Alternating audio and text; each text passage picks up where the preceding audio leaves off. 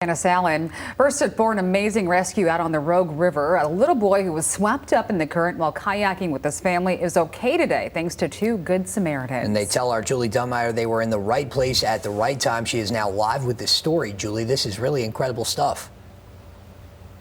Doug and Janice, they're coming down the river right behind me, and Haley Peters and Austin Angel tell me that it's a good thing they were here. Otherwise, that 3-year-old little boy might not be.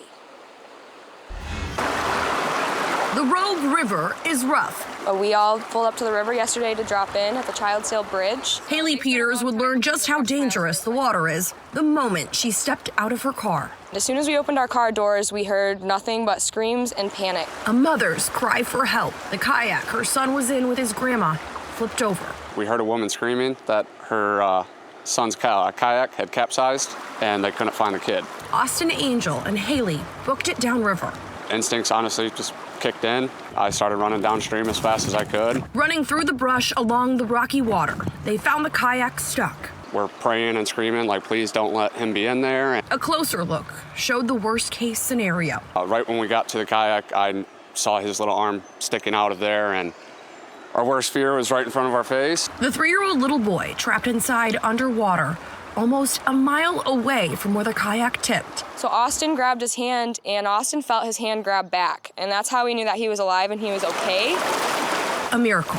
I was able to pull him out, and he gave me the absolute best hug in the world. I mean, when he grabbed my arm when he was in there and I yelled, he's alive, I'll never forget that feeling for the rest of my life. Not only was the boy alive. When he came out of that kayak, you would have never known that he had been underwater for as long as he did because his eyes were wide open, he wasn't crying. He'd be back with mom safely in no time. This wasn't bad parenting. This isn't a time for people to be negative about this. This was a good story with a happy ending. I hate to say it, but I honestly don't know if that little boy would have survived if me and Austin weren't there. And as you can see, the river today still rushing here at the Rogue River, just underneath Childsdale Bridge.